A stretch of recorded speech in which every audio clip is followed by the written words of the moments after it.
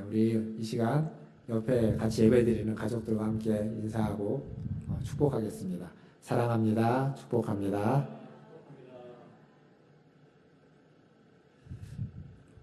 살면서 경험하는 건 그런 겁니다. 기대가 크면 실망도 크다라는 거죠. 무엇인가를 큰 기대를 갖고 있다 보면 그 기대에 부응하지 못하면 우리는 종종 실망하게 됩니다. 자녀들에 대해서 기대가 크면 그 자녀가 기대에 부응하면 좋지만 내 기대가 너무 크면 열심히 해도 부응이 안 돼서 실망하게 되는 경우가 생기는 겁니다. 직장에 들어갈 때, 무슨 회사를 차려서 사업을 할 때 마찬가지죠. 큰 기대를 가지고 직장에 들어가고 또 사업을 펼치지만 기대가 너무 커서 그에 부응하지 못할 때는 또 큰 실망이 되기도 합니다.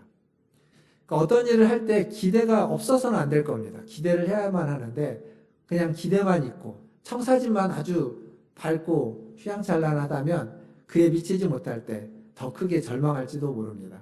그래서 언제나 그런 것도 준비해야만 하겠죠. 사실 요즘 교회가 세상으로부터 많은 지탄을 받고 있습니다. 가만히 생각해 보면 코로나19가 시작되었고 코로나19가 우리나라에서 이렇게 대확산이라고 하는 대유행이라고 하는 그러한 얘기를 하는 시점들마다 교회가 연관이 되어 있었습니다. 지금 3차 대유행이라고 얘기를 하는데 첫 번째는 우리는 이제 교회가 아니라고 얘기하죠. 신천지라고 하는 데인데 그리스도인이 아닌 사람들이 보기에는 다 같은 기독교입니다. 이단이라고는 하지만. 그리고 그 다음은 2차는 중간에 이제 이태원에서 좀 잠깐 그게 있었고, 근데 2차는 8.15를 기점으로 한 교회입니다. 그리고 지금 3차도 마찬가지죠. 3차가 유행이 되면서 또 등장하고 있었던 또 중요한 어떤 이렇게 큰 확산을 일으키는 곳 중에 하나가 어디냐면 상주에 있는 그 BJT인가요? 거기 열방센터, 인터콥에서 하는 곳. 그리고 지금 최근에는 이제 자자들만 했는데 다시 이제 국제학교 쪽도 교회 쪽과 연관되어 있는 것입니다. 어찌 보면 지금 이 시점에서 이 확산될 때마다 교회가 그 통로 역할을 하고 있고 기독교가 그 중심에 서 있다라는 사실입니다. 그러니까 확산의 고리가 되어 가고 있는 거죠. 이것을 좀 끊어야 될 필요가 있다고 생각합니다. 이것을 끊기 위해서 교회를 폐쇄하기도 하고 또 여러 가지 예배를 못 드리게 하는 것 때문에 우리가 좀 핍박받고 어려움이 있다고는 하지만 분명히 어려움은 맞습니다. 근데 그 어려움을 이겨내기 위해서 우리에게 필요한 게 뭘까? 그 어려움을 극복하기 위해서 우리는 어떻게 해야만 하는가? 분명 어려운 건 맞는 말인데 지금은 그 어려움을 이겨내야만 하는데 그것은 우리가 그리스도인이 무엇인지 하나님 앞에서 우리가 어떤 존재인지에 대해서 다시 한번 생각하는 겁니다. 보통 자아상이라고 하죠. 그리스도인의 자아상. 하나님 앞에서 우리 스스로에게 실망하지도 않고 낙담하지도 않고 좌절하지도 않으면서 동시에 하나님 앞에서 바르게 살아가고 있는 모습은 어떠한 모습이야만 하는지 우리는 어떤 존재인지 하나님이 우리를 어떤 존재로 만드셨고 그리고 이끄셨고 부르시고 계시는지를 다시 한번 확인하는 겁니다. 스스로를 존중하고 스스로를 긍정하는 모습 내가 어떤 존재인지를 아는 것 그것이 이런 시대에는 꼭 필요한 것이라고 생각합니다. 지금 우리가 로마서 말씀을 계속 보고 있는데 이 로마서 6장 이 앞부분은 그러한 바른 자아상에 대해서 얘기해주고 있는 것들이 있습니다. 우리는 누구이며 우리는 어떤 존재인가? 결론적으로 한마디로 요약해보면 지난주에 했던 말씀의 표현을 빌어보면 우리는 죄에 대해서는 죽은 자이고 하나님에 대해서는 산 자다라고 하는 이 결론적인 요약이 5장과 그리고 6장을 통해서 말해주고 있는 겁니다. 그게 우리의 정체성, 이거 우리의 자아상이 되어야만 합니다. 그러니까 우리는 아담을 대표로 둔 죄인이라고 말씀드렸습니다. 지난주 이야기죠. 아담을 대표로 둔 죄인입니다. 근데 그 죄에 대해서 지금 우리는 죽은 자라는 겁니다. 왜냐하면 우리의 새로운 대표자이신 그리스도가 우리를 새롭게 대표하면서 죄에 대해서는 관계를 끊어버렸고 죽은 자가 되게 했고 새로운 생명 가운데서 하나님에 대해서는 새롭게 태어나서 살아있는 자로 만드셨다는 겁니다. 죄에 대해서는 죽은 자이고 하나님에 대해서는 산 자.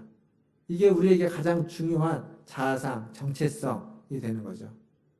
바울은 이것을 오늘 이게 글로써 5장에서 그리고 6장에서 이야기하고 있지만 그 글로써 얘기하는 중에 오늘 우리가 읽었던 6장 앞부분에서 하나의 의식을 이야기하고 있습니다. 예식이라고 이야기할 수 있죠. 그게 뭐냐면 세례입니다. 세례. 침례교에서는 이걸 침례라고 부르는데 세례는 예수를 믿는 그리스도인에게 있어서 굉장히 중요한 의식 중에 하나입니다. 세례와 성찬 두 가지를 성례라고 하죠. 중요한 의식입니다. 하나님은 왜 우리에게 이런 중요한 의식을 요구하실까요? 세례와 성찬은 굉장히 유사한 의미를 가지고 있는 예식입니다. 이 세례에 대해서 좀 생각을 해보면 세례는 하나님이 우리를 어떤 사람으로 만드셨는지를 잘 보여주는 의식입니다. 우리가 어떠한 사람이 되었는지 하나님을 믿는다는 게 어떤 사람이 되는 것인지를 몸으로 체험시켜주는 의식. 그게 바로 세례입니다. 여러분 세례를 받았을 때를 한번 기억해 보십시오. 우리는 아마 저를 포함해서 지금 우리 예배드리고 있는 우리 모든 성도님들은 대부분 그냥 세례를 받을 때 이렇게 목사님이 세례반에서 물을 찍어서 머리에다 이렇게 얹으면서 성부와 성자와 성령의 이름으로 3번 이제 물을 받는 거죠. 그렇게 세례를 받았을 겁니다. 그런데 침례교에서 세례를 받은 분이 계신다면 그렇게 받지 않았을 겁니다. 침례하는 어떤 탕 같은데 혹은 강이나 이런 데에서 천 이런 데서 가서 물속에 온전히 들어갔다가 나오는 그러한 세례, 그러한 침례를 받았을 겁니다. 그러니까 원래 세례는 원래적으로 말하자면 침례가 맞습니다. 그걸 우리가 이제 예식화했기 때문에 물로서 이렇게 간단하게 드리지만 즉 세례는 물속에 들어갔다가 나오는 겁니다. 물속에 들어갈 때 여러분 침례받을 때 어떻게 하냐면 이렇게 침례받는 사람이 있고 침례를 주는 사람이 그 뒤에 서 있습니다. 혹은 앞에 있는 경우도 있는데 옆에 서 있는 경우도 있죠. 근데 이 세례 받는 사람이 그 상태로 이렇게 손을 이렇게 대고 물속으로 어떻게 들어가냐면 이렇게 앉는 게 아니라 뒤로 넘어갑니다. 그래서 뒤로 넘어가서 물에 풍덩 들어가게 되는 거죠. 그리고 그 사람을 세웁니다. 다시. 물에 빠질 때 뒤로 빠지면 정말 죽는 것처럼 깜짝 놀래게 빠지는 거죠. 근데 그렇게 물에 들어갔다가 다시 이렇게 세웁니다. 뭘 의미하냐면 물에 들어갈 때 죽는다는 거죠. 죽음을 상징하는 겁니다. 당신은 죽었다가 다시 물속에서 건져내면서 당신은 다시 살아났습니다. 라는 걸 몸으로 체험시키는 겁니다. 그냥 말로써 글로써 설명하는 것이 아니라 몸으로써 체험시키는 의식. 그게 세례입니다. 죄에 대하여는 죽고 물에 빠진 것처럼 순간적으로 죽음을 경험하는 것처럼 죄에 대하여는 죽고 다시 하나님 앞에서 하나님에 대해서는 살았다라는 것을 몸으로 체험시키는 거죠.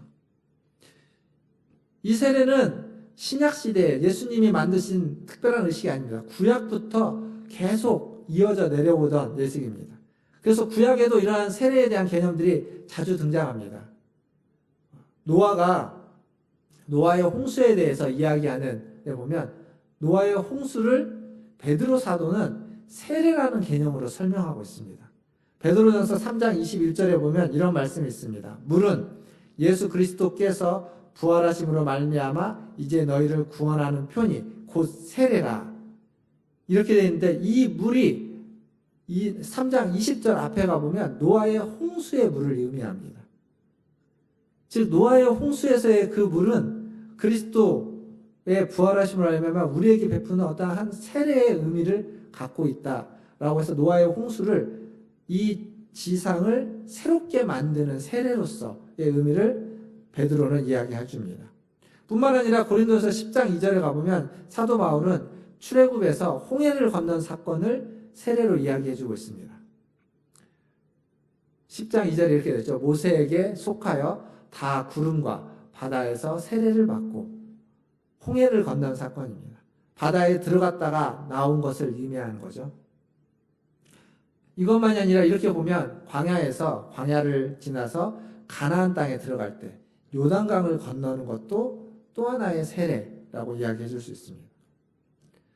예수님도 세례를 받았습니다. 세례 요한에게 요단강에서 세례를 받았죠. 세례를 받고 그의 사역을 시작했습니다. 사실 예수님은 세례를 받을 필요가 없었는데 필요가 없음에도 불구하고 의도적으로 세례를 받고 그리고 그의 사역을 시작했습니다. 즉 그리스도인으로서의 삶은 이렇게 세례를 받음으로써 시작된다라고 말할 수 있습니다. 오늘 우리가 읽었던 로마서의 6장 3절을 보면 이런 말씀이 있습니다. 무릇 그리스도 예수와 합하여 세례를 받은 우리는 그의 죽으심과 합하여 세례를 받은 줄을 알지 못하느냐. 그러니까 세례라는 건 그리스도와 합해졌다. 그리스도 예수와 연합되었다. 그의 죽으심과 연합되었다. 그리고 뒤에 가보면 그의 살으심과도 연합된 것이다 라는 거죠. 이 합한다는 건 연합된다라는 겁니다. 그리스도가 죽었기 때문에 그리스도와 연합한 우리는 그와 함께 죽은 것입니다. 그리스도가 살았기 때문에 그와 연합한 우리는 그와 함께 살아나게 된 겁니다. 우리가 잊지 말아야 되는 겁니다. 우리는 그리스도와 연합된 자라는 것. 그리스도와 연합해서 그와 함께 죽은 자였다라는 것을 우리는 잊지 말아야 됩니다. 이것을 우리가 기억한다면, 이것만 잊지 않고 살아간다면 아마 그리스도인다운 삶을 얼마든지 살 수 있을 겁니다. 문제는 이것을 망각해버리고 있는 거죠. 죄에 대하여 죽었다는 것을 망각하고 나니까 우리 안에 있는 온갖 육체의 소욕과 욕심과 그리고 그 타락이 계속 꿈틀꿈틀하고 그것이 드러나게 되는 겁니다. 그것이 드러나고 꿈틀꿈틀하니까 세상이 그리스도인을 비난하게 되는 것이고 우리 자신도 우리 스스로를 부끄럽게 여길 수밖에 없는 겁니다. 우리도 종종 그럴 때 있지 않습니까? 우리가 한 행동인데 부끄러울 때. 기독교 출판에서 베스트셀러가 되는 그런 책의 어떤 카테고리가 있습니다. 어떤 책들이 주로 베스트셀러가 되냐면 기도와 관련된 책. 여러분이 지금이라도 보시면 기도와 관련된 책은 그 베스트셀러 10권 안에 반드시 몇 권이 들어가 있습니다. 항상 그렇습니다. 그리고 또 하나의 카테고리가 있는데 그게 뭐냐면 천국과 관련된 책이 기독교 서적 베스트셀러에 항상 들어와 있습니다. 예전에 나온 책인데 천국에서 돌아온 소년이라는 책이 있습니다. 이 책이 2010년도에 나왔는데 나와가지고 몇 년간 베스트셀러 1위를 계속 달렸습니다. 그런데 이 책에 말라키라는 소년이 주인공인데 그 소년이 천국에서 돌아온 소년입니다. 근데 2015년도에 이 소년이 출판사에다가 양심 고백, 양심 서한을 보냅니다. 뭐라고 보냈냐면 그런 겁니다. 책에 쓰여진 내용은 다 거짓이라고. 자기는 죽은 적이 없고 천국에 갔다 온 적이 없다고. 이것은 다 아버지가 꾸며낸 일이라고 양심 고백을 합니다. 그래서 출판사가 그 책을 다 회수합니다. 지금도 그게 판매가 되고 있을지 없을지 모르겠는데 그때 그랬습니다.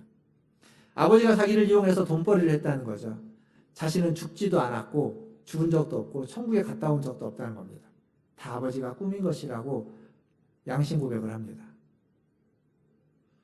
그 양심 고백을 하는 그 중에 그 말라케라는 그때가 아마 이 친구의 나이가 16살인가 그 정도 됐습니다. 10대인데 이런 얘기를 합니다.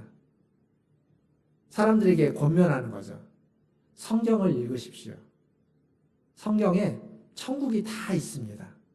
성경만이 오직 유일한 진리입니다. 다른 것이 아닙니다. 라는 얘기를 그 서한에 덧붙여서 씁니다. 사랑하는 성도 여러분, 우리가 지난 한 8개월간 구약성경을 함께 읽었습니다.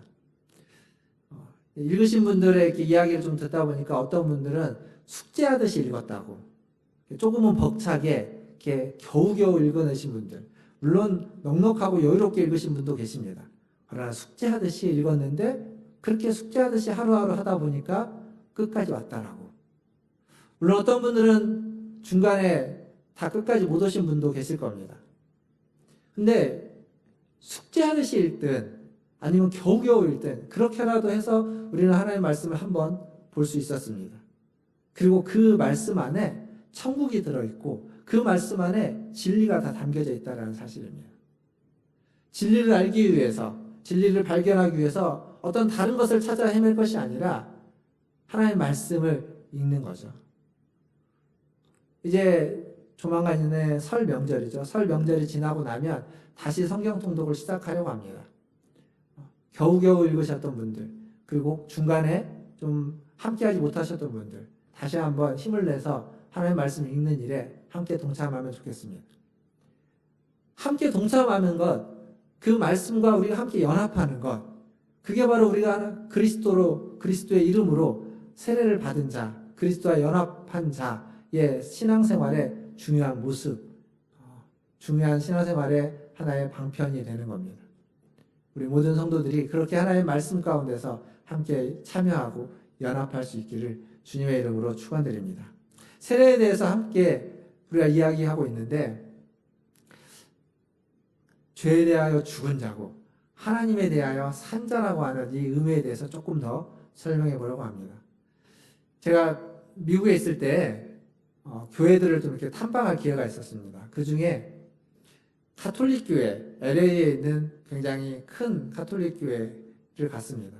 그 가톨릭 교회 예배당에 가면 이렇게 양쪽에 벽화가 그려져 있는데 그 벽화에 우리나라의 그 김대건 신부를 비롯해서 많은 성자들의 벽화가 있습니다.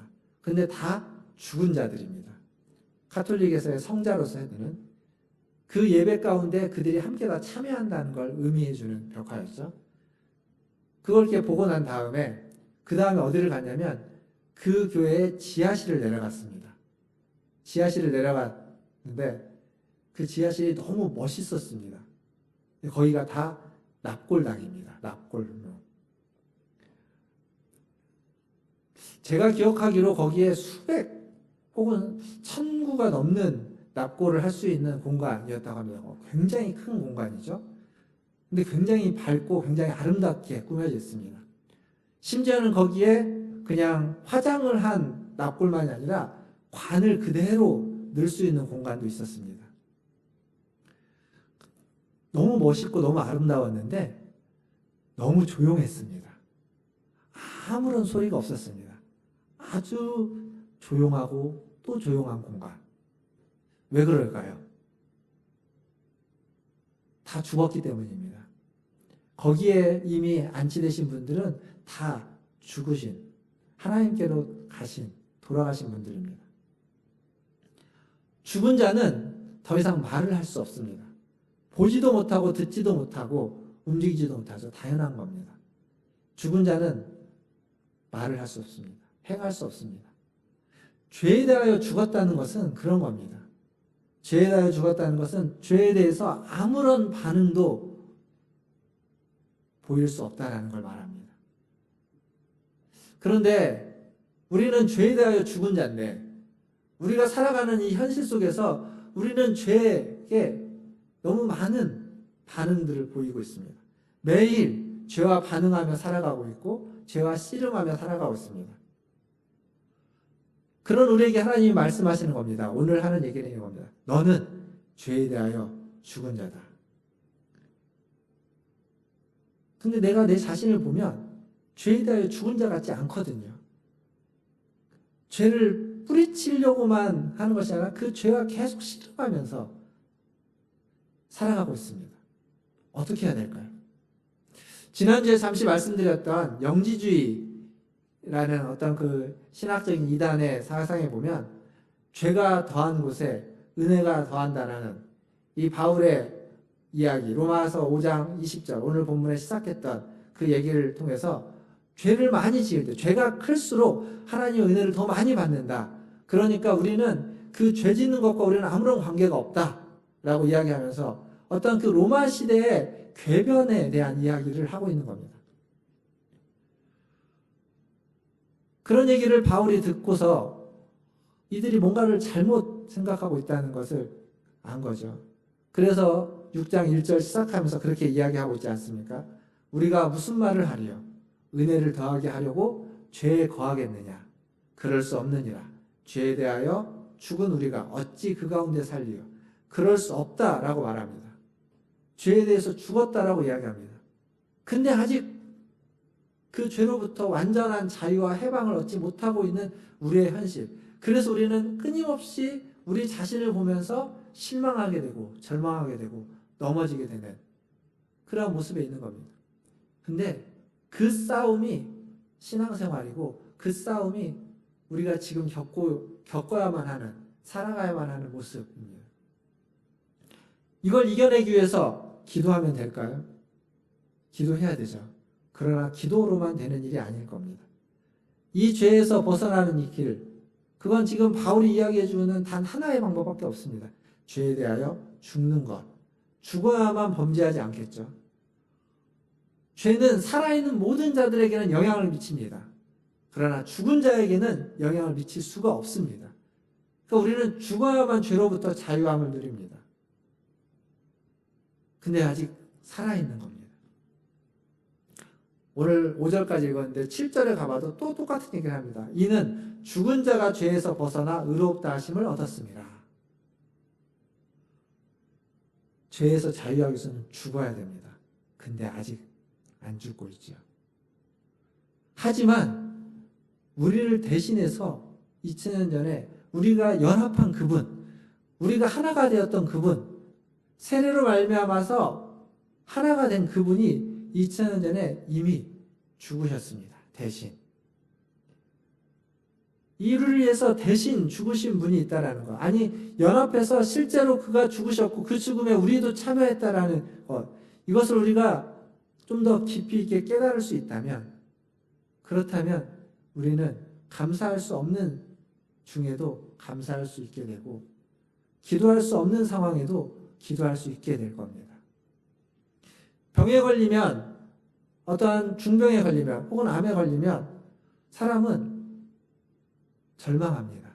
그리고 그것을 이겨내기 위해서 또 기도하면서 믿음을 갖기도 합니다. 그런데 그 안에 항상 그런 마음이 있는 거죠. 왜 내게 이런 일이 생길까? 기도를 하는데 그 기도를 통해서 암이 치료되지는 않을 겁니다. 물론 하나님이 역사하시면, 하나님이 안수하시고 하나님이 치료의 강선을 바라시면 암도 고치시겠죠. 그러나 기도를 통해서 암이 치료되는 것보다 더 중요한 건 기도를 통해서 우리의 마음이 치유되는 겁니다. 기도를 통해서 우리의 마음이 새롭게 회복되는 겁니다. 그리스도와 연합하여서 죄에 대하여 죽었다는 것은 우리의 암을 없애지는 못할지 모르겠지만 여전히 우리는 살아가면서 끊임없이 힘들고 죄와 씨름할 수밖에 없겠지만 그 모든 씨름 가운데서도 우리의 마음이 살아나고 우리의 마음이 그리스도 안에서 자유를 누리고 평안을 누리고 회복할 수 있다는 겁니다. 이게 그리스도와 함께 죽은 자, 그리스도와 함께 죽은 자, 죄에 대해서 죽은 자의 삶의 모습이 되는 거죠. 두 번째로 하나님에 대해서 산 자는 이렇게 이야기할 수 있습니다. 5절에 보시면, 6장 5절에 보시면, 만일 우리가 그의 죽으심과 같은 모양으로 연합한 자가 되었으면 또한 그의 부활과 같은 모양으로 연합한 자도 되리라. 죽음에만 연합한 것이 아니라 부활에도 우리는 연합했다고 이야기하고 있습니다. 그리스도를 부활시킨 그 권능과 생명이 우리 안에 지금 우리에게 있다는 겁니다. 그리스도를 살리신 그 능력이, 그 생명이 지금 우리를 살리고 있고 우리와 함께하고 있다는 거죠. 그게 하나님 우리에게 주시는 새 생명이라는 겁니다. 인도에 선교사였던 더그 니콜라스라는 선교사님이 계십니다. 그분이 인도에 있을 때 결핵에 걸려서 인도의 그 요양소라는 곳에 가게 되었다고 합니다.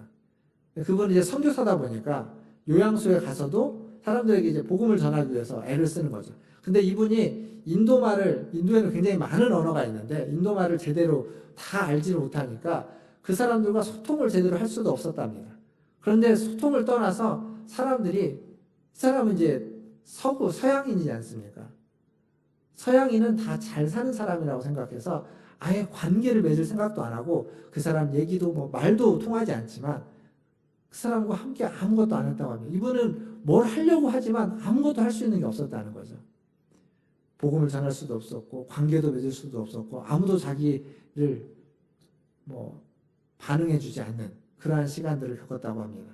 그러던 중에 많은 사람들이 이제 한 숙소를 자고 있는데 한 나이 든 노인이 밤만 되면 이렇게 낑낑대는 겁니다. 낑낑대면서 막 움직이려고 하는데 잘 안 움직여지고 그러다가 이렇게 또 자고 이런 것들을 반복하는 걸 보는데 며칠이 지난 후에 갑자기 그 공간에 막 굉장히 악취가 나기 시작한 겁니다. 도대체 어디에서 나는 악취인가라고 해보니까 그 노인이 그 배설물을 제대로 처리를 못해서 그 침대에서 침상에서 그냥 배설물이 이제 나와지고 냄새가 조금씩 나다가 그게 심해진 거죠. 사람들이 이제 그걸 알고 이제 간호사들이 와서 그걸 치우는데 너무 냄새가 심하고 그러니까 막 이 할아버지한테 막 욕도 하면서 때려가면서 막 저리 가라고 하면서 막 치우는 겁니다. 그렇게 해서 치웠습니다.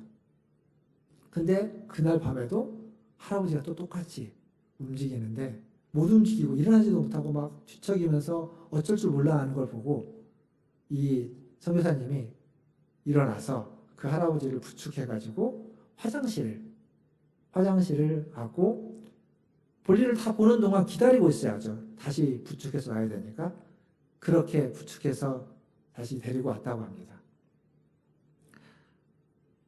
근데 그 뒤로 변화가 하나 생긴 게 뭐냐면 여전히 이분은 뭐 이렇게 한 게 없는데 사람들이 자기에게 와서 이렇게 자고 일어나니까 자기 침대 옆에 따뜻한 차 한 잔을 누군가 갖다 놨다는 겁니다. 누군지는 모릅니다.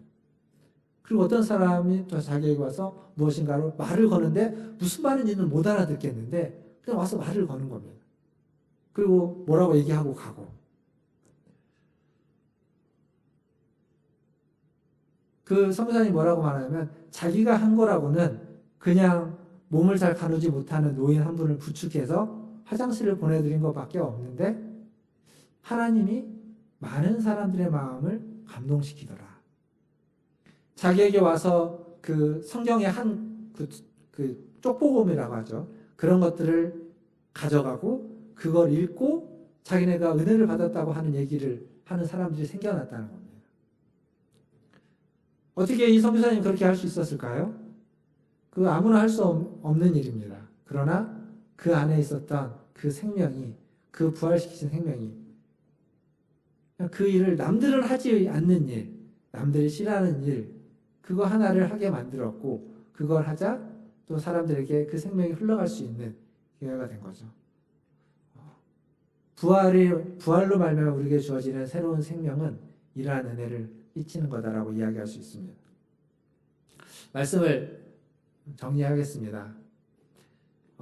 코끼리가 있죠. 코끼리가 굉장히 큽니다.